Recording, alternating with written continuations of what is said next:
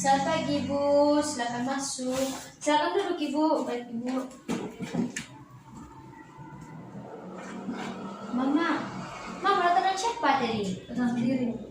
Oh, sebelumnya saya tanya, Mama punya nama siapa? Fiana. Oh, Mama Fiana, sebelumnya perkenalkan nama saya Glenn Grace. Hari ini saya bertugas di sini untuk melayani Mama. Mohon maaf Mama datang ke sini tadi dengan keluhan apa? Ini bidan saya punya anak tidak mau menyusui. Oh, Mama, di sini saya akan menjelaskan sedikit maksud dan tujuan pendidikan kesehatan tentang ASI eksklusif. Mama sudah pernah tahu tentang ASI eksklusif? Belum. Oh, gini Mama, ASI eksklusif ini sangat penting bagi bayi dan bagi ibu juga, di mana ASI ini bisa membantu bayi melawan penyakit dan kekebalan tubuh menjadi meningkat dan menambah berat badan untuk bayi. Mama, pertama saya akan menjelaskan tentang pengertian ASI eksklusif. ASI eksklusif adalah bayi yang hanya diberikan ASI saja tanpa tambahan cairan atau makanan. ASI eksklusif ini diberikan selama 6 bulan. ASI eksklusif ini juga tidak diberikan dengan obat atau vitamin. Selanjutnya saya akan menjelaskan tentang manfaat ASI eksklusif. ASI eksklusif ini sebagai nutrisi, yang kedua sebagai meningkatnya daya tahan tubuh bayi, yang ketiga ASI eksklusif meningkatkan kecerdasan, dan yang keempat ASI eksklusif meningkatkan jalinan kasih sayang antara ibu dan bayi. Selanjutnya saya akan menjelaskan tentang zat kekebalan ASI eksklusif. Yang pertama di sini ada faktor bifidus untuk meningkatkan atau mendukung proses perkembangan bakteri yang menguntungkan dalam usus bayi untuk mencegah pertumbuhan bakteri yang merugikan. Yang kedua ada katoforin untuk meningkatkan zat besi. Dalam ASI eksklusif, zat besi tidak digunakan oleh bakteri patogen untuk pertumbuhannya.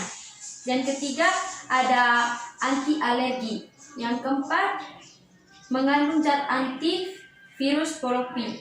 Dan yang kelima ada membantu pertumbuhan selaput usus bayi sebagai perisaian untuk menghindari zat-zat merugikan yang masuk ke dalam peredaran darah. Mama, yang keempat saya akan menjelaskan tentang jenis-jenis ASI. Yang pertama ada kolostrum.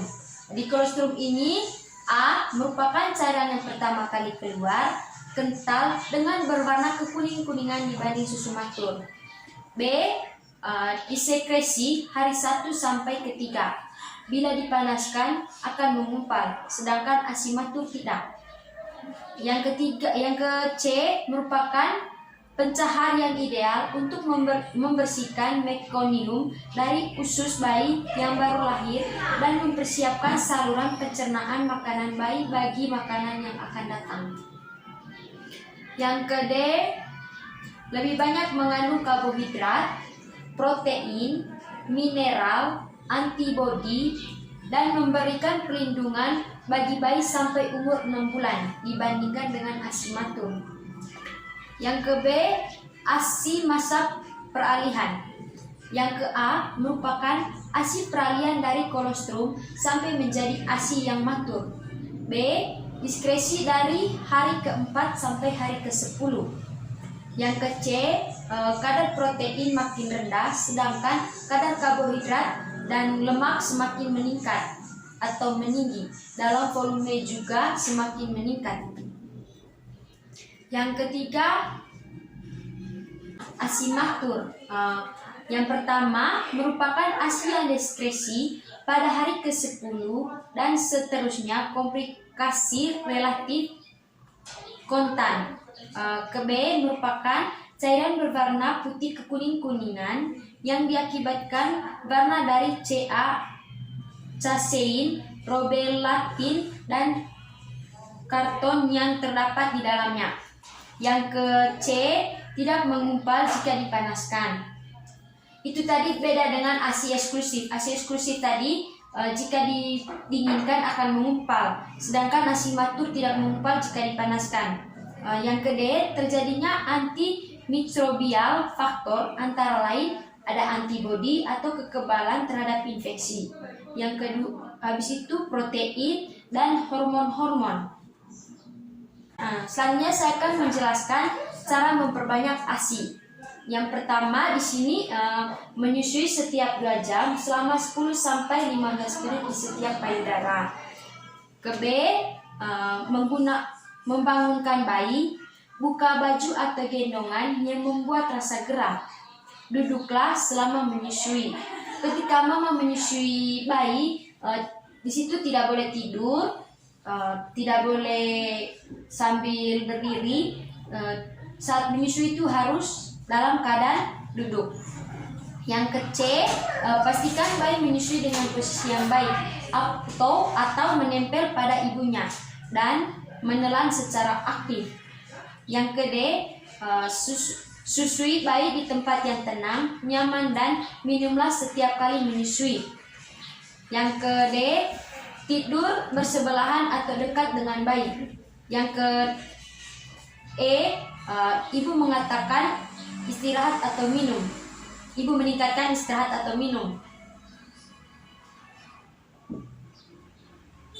Berikutnya saya akan menjelaskan cara pemerasan ASI.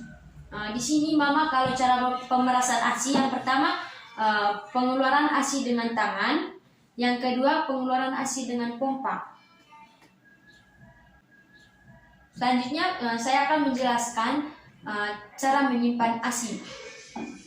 Cara menyimpan ASI di sini mama, cara menyimpan ASI di sini di udara terbuka atau bebas 6 sampai 8 jam. Di lemari es 4 derajat Celcius atau sampai 24 jam. Habis itu di lemari pendingin atau beku kurang dari 18 derajat Celcius sampai dengan 6 bulan. ASI yang telah didinginkan bila akan dipakai tidak boleh direbus. Setelah mama mendinginkan ASI, tidak boleh merebusnya kembali karena kualitasnya akan menurunkan, yaitu unsur kekebalannya. ASI tersebut cukup didiamkan beberapa saat di dalam suhu kamar agar tidak terlalu dingin, atau dapat pula direndam di dalam wadah yang telah berisi air panas. Berikutnya saya akan menjelaskan cara penerapan ASI eksklusif pada ibu bekerja. Yang pertama, selama cuti hanya menyusui. Yang kedua, sebelum mulai bekerja, ubah pola minum bayi. Yang ketiga, sebelum berangkat bekerja, susui bayi.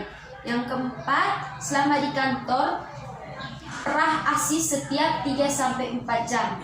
Yang kelima, simpan di lemari es dan dibawa pulang. Yang keenam, setelah dihangatkan diberikan dengan cangkir. Mama, apakah mama sudah mengerti dengan apa yang saya jelaskan tadi? Kalau mama sudah mengerti, coba mama jelaskan kembali tentang ASI eksklusif. Baik ibu, jadi ASI eksklusif tadi bayi yang diberikan ASI saja. Oh iya, mama sudah mengerti. Jadi mama terima kasih atas waktunya hari ini. Jika nanti mama membutuhkan saya atau ada masalah, mama bisa kembali menghubungi dan kembali berkunjung di sini. Terima kasih untuk kunjungan.